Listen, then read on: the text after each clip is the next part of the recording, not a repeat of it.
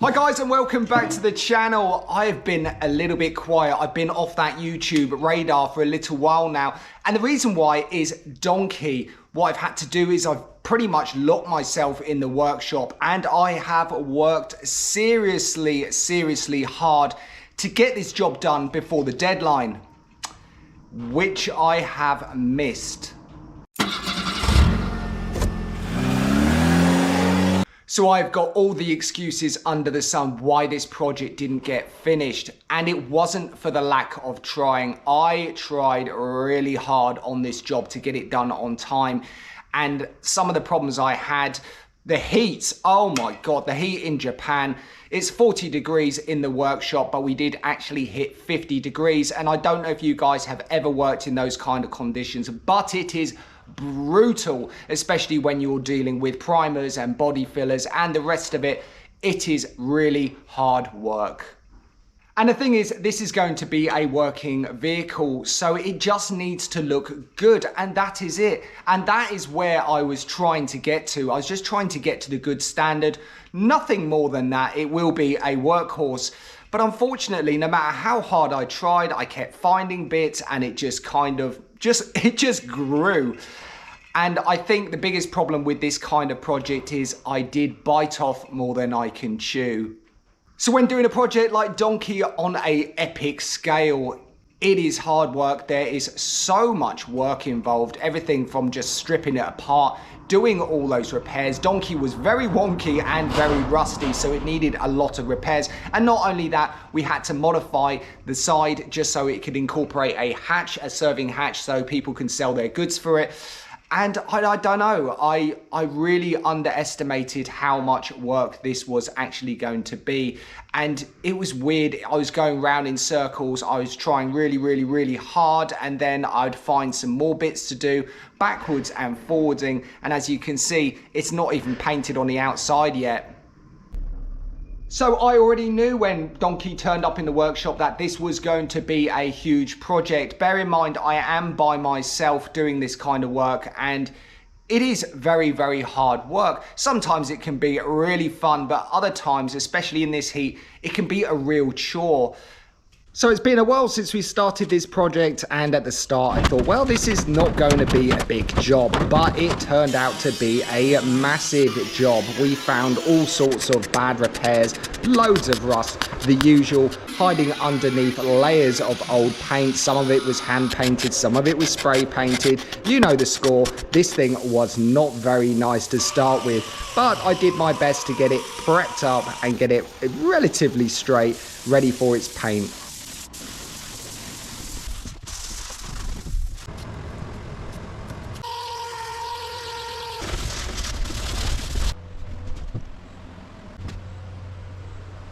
So there you go, I did try. Unfortunately, I did miss the deadline, but let me show you what I've been up to.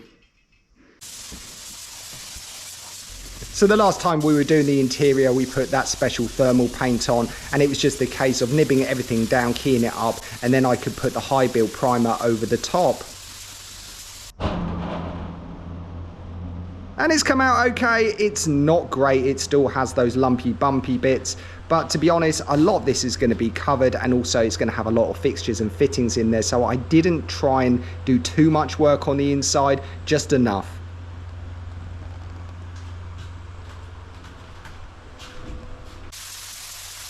And then it was a case of keying it up and spraying the paint on. But of course, waiting for paint to dry, well, it's a waste of time. So I've had to get on with other stuff too.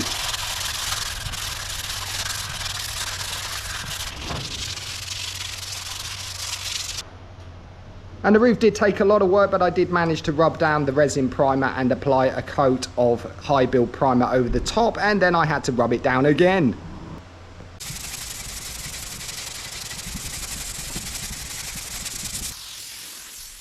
And then it was time to finally put some paint on the roof. I did it in 3 stages. This is because I didn't have a long enough ladder.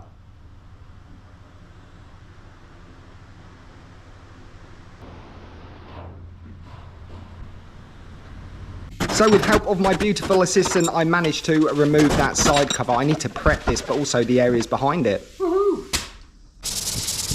And then it was a case of prepping that side cover. Unfortunately, it was dinged and dented in places, and so was the recess where the panel sits, so all that had to be prepped as well. And then it was moving on to the rear bumper. It was totally smashed up. It was bent inside, outside, and all sorts. And I didn't really know what to do with this, so I thought I'd give it the benefit of the doubt and use those hydraulic jaws to see if anything happened.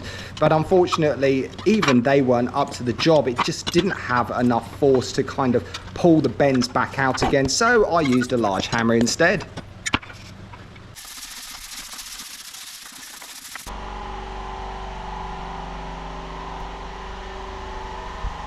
So with the inside of the cover prepped, it was the case of just putting down some stone guard on the inside just to give it that textured finish when the primer and the paint goes on.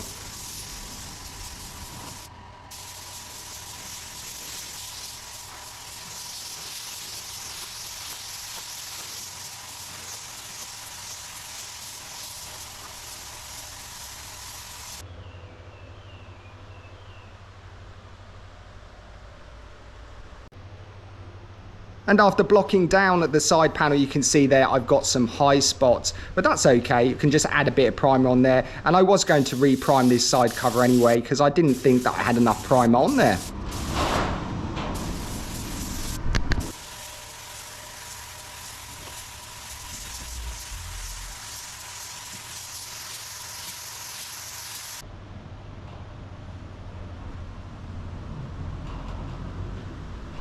So after the bumper was straightened out, it was a case of body working it so I could get that into primer too.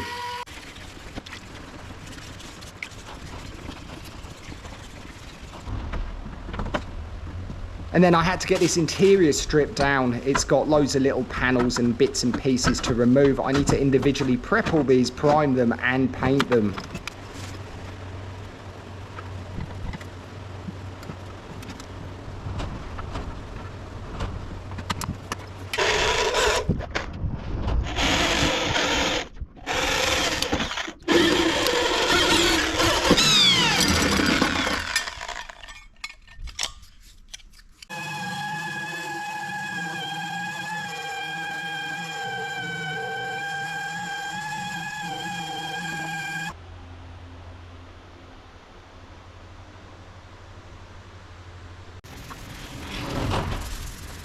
So a neat trick is to use a sanding sponge and not my normal block, a hard block that I'd normally use, but a sanding sponge does really work well on interior bits that were a bit fiddly.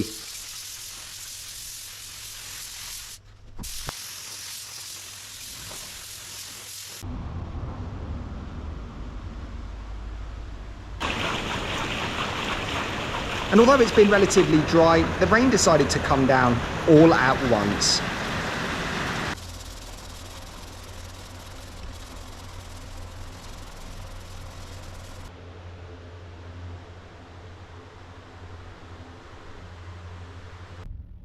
So after the interior was rubbed down, ready for primer, well, it was just the case of priming anything, but it doesn't stop there. Once it's all primed, I've then got to rub it back down again, and that's ready for paint.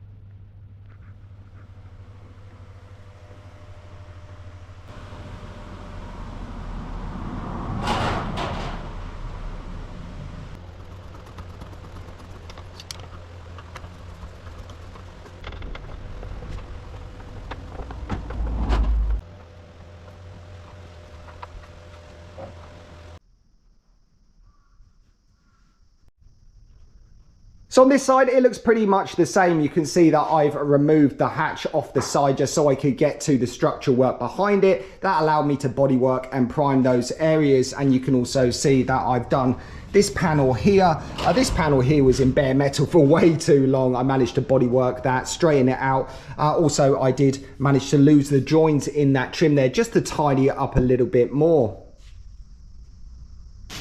So at the back near the rear quarter, we have these bits of trim here, and if you remember, these were held in with wood screws and they didn't look very finished. They were a bit wonky and they just didn't look right. So what I did is I countersunk the holes and I actually screwed these trims back into position, linged them down, and then fiberglassed over the holes like this here. And I also added some sealant behind it, some panel bond, just to hold those bits of trim into position. And the same goes on this side here. You can see it looks a lot tidier like that. I'm still yet to finish this. What I want to do is run a bit of panel bond down the side here and then a little splash of primer just over the sealant before I get this panel flatted back and painted. So here's the front grille or bonnet area, and what I've done is I flatted off the front face of it and I primed it. This was originally finished in resin primer, so that needed just a little bit more work, a little bit keying up, and then sprayed with primer. On the inside, I had to clean all this gunge off. It was covered in flaky stone chip all around the grills, and oh, it was just everywhere. So what I've done is I prepped it up and then I've sprayed very lightly some stone guard on the inside, and then I primed it. So the very wonky front wings are looking a lot better. I did have to spend a lot of time body working these, and they're in primer. I just need to block them down ready for paint. So inside the back, it now has been painted. And unfortunately for me, the thermal paint that we put on there was very mottly. I did rub it back and I did prime it before I painted it, but I wish I spent a little bit longer on there. I did speak to the customer about this because I'm unhappy with the finish, but he's actually not worried about it at all. If I show you here, you can see that there's a mottly finish. This is actually the thermal coating underneath the primer. And yes, I know I can nib that off and I can respray it, but we're running out of time here.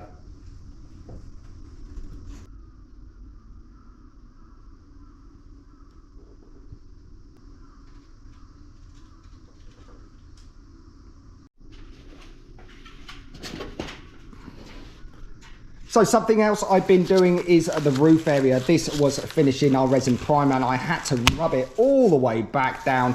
And then what I did is I put the high build primer over the top, rubbed it down, and then I could actually apply the paint. So the whole roof section is now painted. Both sides, I've had to do it in 3 stages. I did the front and then the sides. And the reason why is, well, I couldn't get to the roof. And this was a thing that I mentioned before, should I get scaffolding just to paint the roof? But in the end, I just used the ladder. And okay, it's all right. I mean, this is just gun finish. It looks nice and shiny. That is exactly what the customer wanted. And also I did the front area too. It's very dusty, needs a buff. So the inner wheel arch tubs on both sides are now prepped and primed. And what I also did is we'd had some repairs on the other side of this wheel arch. I just put a little bit of stone chip spray inside there just before the primer went on. It just makes it look a little bit nicer, gives it that extra bit of protection as well. So in the cab area, I've DA sanded all that thermal paint and then I've primed it and painted it and just put a nice gloss coat over the top. I'm not entirely sure if this is having a headlining or anything like that, but for what it is, you could leave it like that.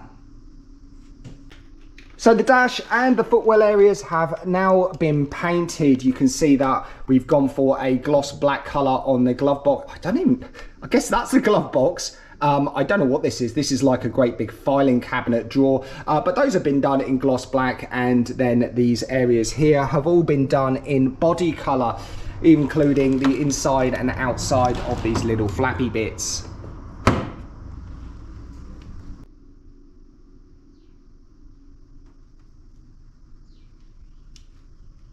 So this area here has been body worked and that has also been primed. I've just noticed there's a chip. I don't know how I've managed to do that, but I've managed to put a chip there, so that needs to be sorted out before the paint goes on too.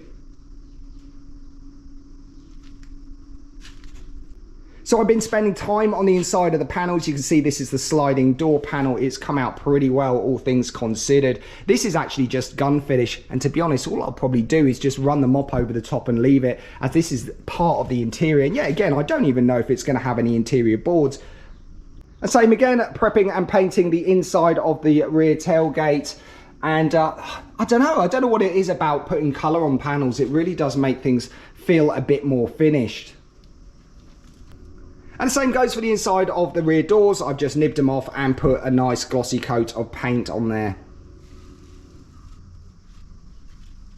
And what I've also done is I've prepped and painted the inside of the doors. If you remember, they had lots and lots of dents all the way across this part of the panel, and I wasn't too sure if that was factory, but the repairs came out really well and the paint's all glossy, so the customer's going to be happy with that.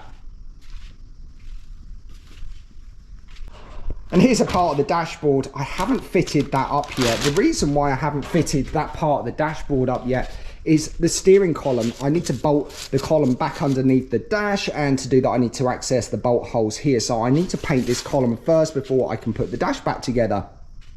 So the serving hatch, the very, very long serving hatch, which is hiding behind this sliding door, has been prepped and primed. Where I put the trim on down the side, it did distort this panel ever so slightly, so I did have to do a little bit of body work just to get it a little bit straighter. It doesn't have to be perfect, but with panels like this, anything that kind of gets caught in the reflection, you'll be able to see little dings and dents if I don't do it at least half good. So here's the rear bumper, and it's looking relatively straight, but that wasn't always the case. This rear bumper was totally trashed. I did try and use the hydraulic jaws just to kind of pull the panel out slightly, but it was so badly dented, it was really difficult. I did end up using a rather large hammer just to smash it back into shape before bodyworking and priming it. So what's next? Exterior paint. I'm going to concentrate on doing one side at a time. So this side, for example, I will paint the hatch and this whole back part and the front door and the front area in one go, and then I'll do the other side, the back and the front. And another thing I need to address is the wheels. They look absolutely crusty and they're all different colors. I've got green wheels, yellow wheels, got a gray wheel here, and we need to do something with that. So these will have to be removed, prepped and painted. These are going to go silver, and I think that would actually look quite trick. Silver car, silver wheel, and obviously this bit here nice and shiny.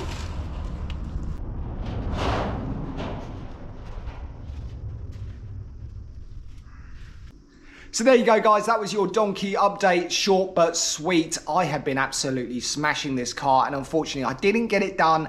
A little bit gutted, but I'm just gonna have to pull out my inner ninja and see if I can get this thing done really quickly and really soon. So I've got oodles and oodles of work to do, and let's see if we can get some paint on the outside in the next episode. Thanks for tuning in. As always, I really do appreciate it, and thanks for being patient waiting for this video. I'll see you guys next time. Cheers!